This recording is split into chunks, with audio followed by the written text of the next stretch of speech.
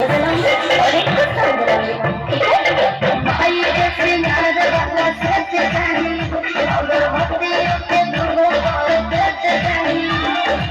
लीजिए 10 रुपए और बाकी खाते में लिख लीजिए। अरे मैडम, तू जितना सामान कहबू हम उतना सामान दे, ओकरा खातिर हम भागल ना हई। लेकिन जदि उधारी के बात कैलू तो बुझ लिया हम संतोष पागल नहीं।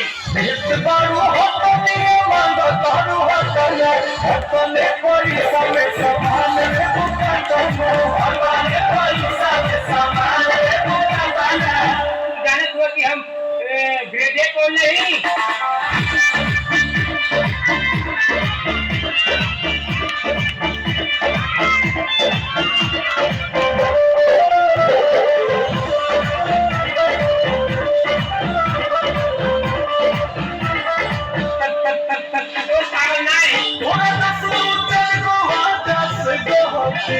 हंस जाई मोर दुकानदारी हो,